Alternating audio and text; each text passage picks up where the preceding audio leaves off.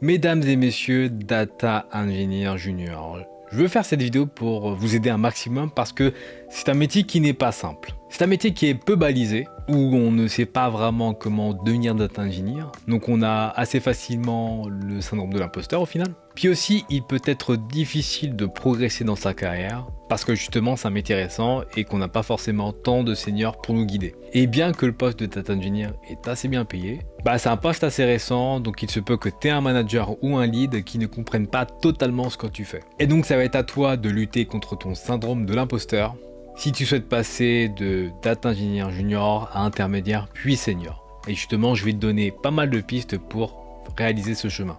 Bref, c'est Willis pour Data from Scratch et je vais donner toutes les pistes pour éviter de détruire ta carrière. Mais juste avant de continuer, je vais te demander des actions habituelles, mets un like, un maximum de likes à cette vidéo parce que je suis sûr qu'elle va aider un maximum de personnes. Parce qu'honnêtement, quand je croise des gens en data, surtout les data engineers, c'est souvent ça qui me pose, c'est comment être reconnu comme data engineer, comment progresser en tant que data engineer, etc. Donc partage cette vidéo, mets un maximum de likes, abonne-toi aussi parce que sur cette chaîne il y a plein de choses sur la data, mais surtout sur le data engineering. Et puis tu as mon cadeau gratuit qui se trouve en description où je te parle des métiers de la data engineer, data scientist, data analyst, des informations sur les diplômes à avoir pour être dans ces postes, les compétences à avoir, les technologies à connaître et surtout les salaires. Et puis dernière chose, mon bootcamp en data engineering sort très bientôt et si tu veux être averti de la sortie, de la disponibilité de cette formation, je t'ai mis à disposition une waiting list. Inscris-toi dans cette waiting list et dès que la formation sera disponible, t'envoie un mail. Dans cette vidéo, je vais te parler de 9 points qui sont très importants pour être vu comme un data engineer crédible et pour pouvoir passer de junior à intermédiaire à senior. Et pour moi, le 9e point est vraiment le plus important. Premier point, c'est déjà ne t'arrête pas à connaître le SQL et le Python. Oui, parce que sur cette chaîne, je t'en parle souvent d'apprendre le SQL, d'apprendre le Python, mais en vérité, c'est uniquement la porte d'entrée pour pouvoir apprendre d'autres compétences.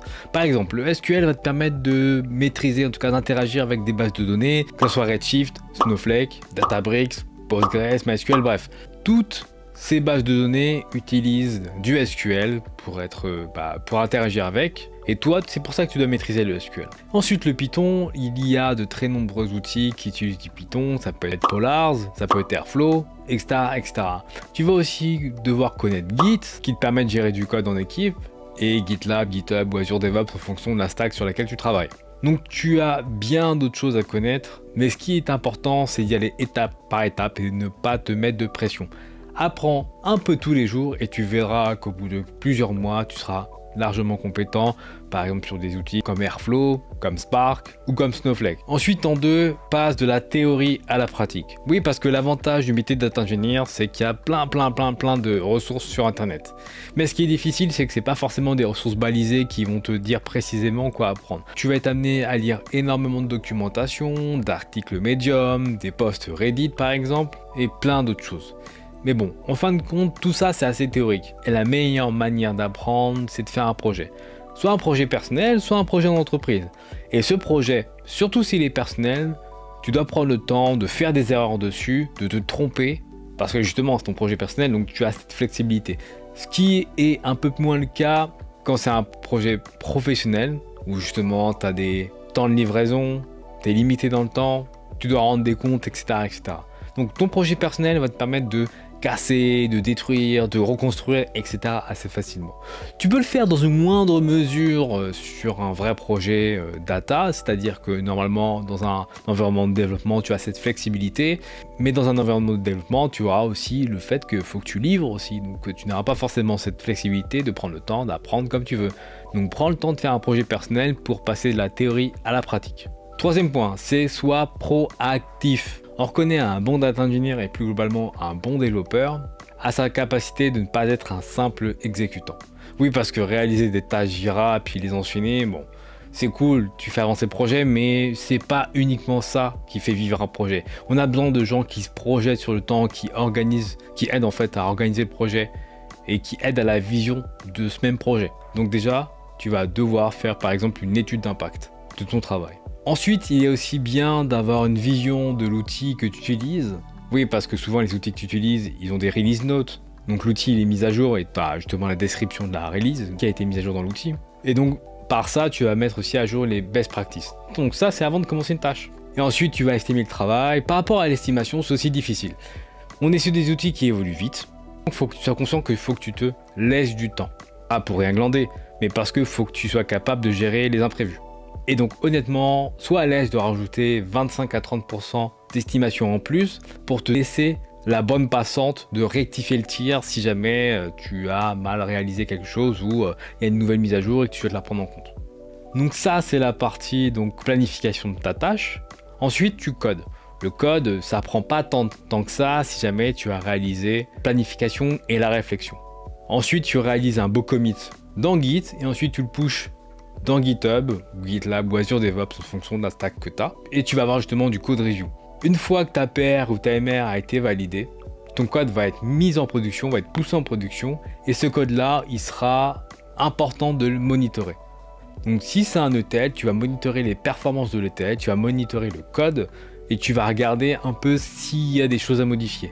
Donc tu vas faire un travail proactif en termes de gestion de data platform. Oui, parce qu'effectivement, même si tu as livré en prod, il y a toujours moyen d'améliorer un code. Et donc ça peut être intéressant justement de monitorer ton code, ton ETL ou d'autres éléments de ta data platform pour l'améliorer. Quatrième chose, c'est d'éviter l'overengineering. Qu'est-ce que ça veut dire overengineering? C'est-à-dire, c'est réaliser une tâche technique mais en la complexifiant. Oui, imaginons que tu dois faire juste un ETL où il faut que tu extractes de la donnée d'un CSV et que tu le mettes juste dans une base de données style Snowflake. Peut-être que ça peut être fait de manière très simple, mais toi, pour faire la différence, tu vas le faire de manière très compliquée. Et je te dirais que non. Évite au maximum tout ça. J'ai vu plein de data engineers et puis plein de personnels en informatique le faire, honnêtement. Ça tue les projets. Et le but, c'est pas de devenir indispensable parce que justement, tu fais la différence en faisant du code simple et du code qui est agréable à lire. Pour toi comme pour les autres. Point 5, c'est communiquer efficacement. Oui, je vois plein de développeurs et de data engineers en règle générale avoir peur de faire des présentations. Sauf que présenter ton hôtel ou présenter ton code ou présenter ton dashboard, c'est ça qui va te faire la différence, qui va te faire sortir de l'ombre.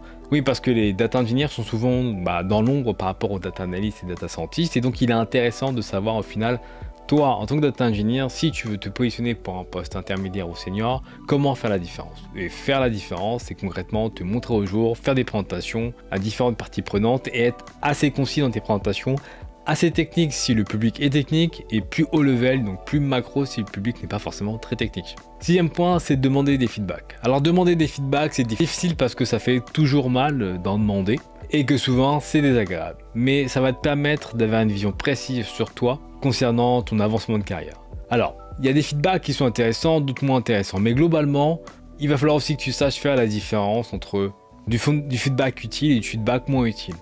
Feedback utile donné par un senior qui a une bienveillance, ça c'est vraiment intéressant. Un feedback qui est là pour peut-être te défoncer, c'est pas intéressant, donc peut-être que ça va falloir le mettre de côté. Mais ça va être à toi de savoir faire le tri. Septième point, c'est d'avoir une vision.